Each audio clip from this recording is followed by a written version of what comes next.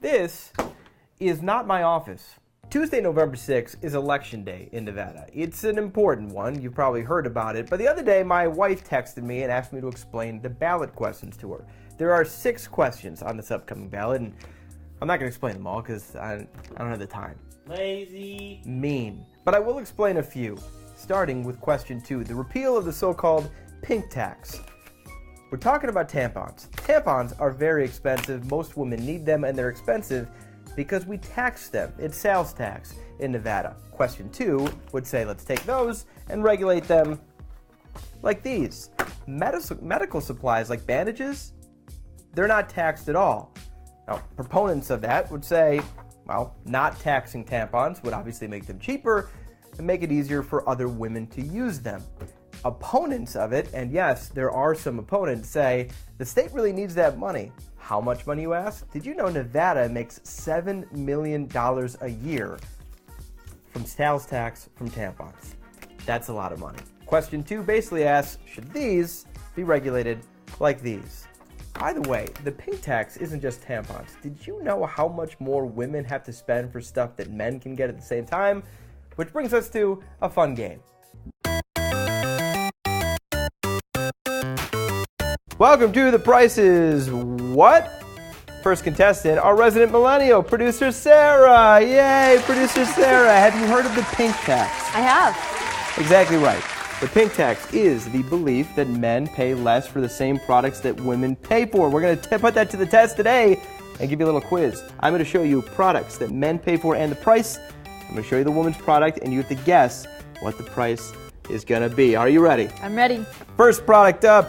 A 4-pack of Gillette Custom Plus 3 razors for $6.49. How much do women pay for Gillette Daisy 3 4-packs?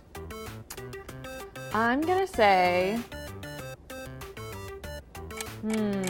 let's go with Taking a lot of time for the first question. $6.79. $6.79. Incorrect. The answer, $7.99. Rough ride. Let's go to the next one. Jeans. These are Levi 501s, original cut, $49.50 for men. They're actually on sale for $30 right now. How much would women pay for Levi 501, original cut, same color?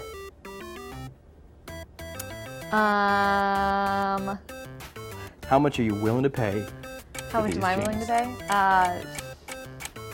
64. You are terrible at this game. The correct answer, $89.50. Final product, my favorite one. It's not just for men and women. How about the Radio Flyer, my first scooter in this charming red? The city of New York found this on Target.com for $24.99. How much would you pay for this identical except pink same scooter? $50. The answer is $49.99. You've won absolutely nothing.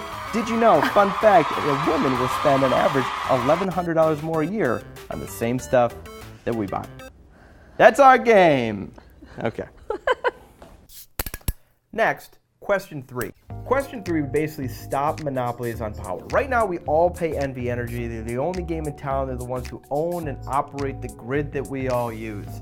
This would create an open market by forcing the state legally to allow other companies in to allow competitive rates or bring in new technologies, bring in solar, water, air, any one of those things. Here's the gamble with question 3. You don't actually know if any companies are going to come in. It would deregulate a market with no plans on how to regulate that market. Means we don't know what it's going to do for rates. They might lower it, they might raise them. Other companies could come pouring in with new technologies, and we could see this kind of revival or this renaissance of green technology. But there are no guarantees. Question 3 is a gamble. You might want to know the history of question 3 as well. A few years ago, MGM, Sands Corporation, and a company called Switch decided they wanted to leave the grid, much like a person who wants to live in the woods by themselves for whatever reason.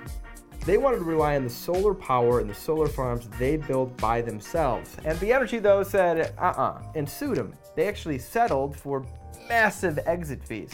It cost Switch Technologies $27 million to walk away from NV Energy. MGM paid more than $80 million to do the same thing. The fees were meant to protect small people like me and Tuan over there, okay, unnecessary, from paying too much. The grid has to be maintained. We all pay to maintain that grid. That's where your rates come from. If really rich people or big companies leave, we'd have to pay more. At least that's the theory. So basically, question 3 is this. Do you believe in the future of solar power in Nevada? Do you believe that NV Energy is not doing enough for that solar power? And do you believe bringing more people in will help grow solar, help grow other technologies, and lower our rates by creating a free market? Or are you a little bit worried that deregulating a heavily regulated market without any plans on what that new market would look like would be a bad thing? Maybe raising rates, at least in the short term, maybe even violently. Anyway, I hope that helps. It might not have, but this isn't even my office.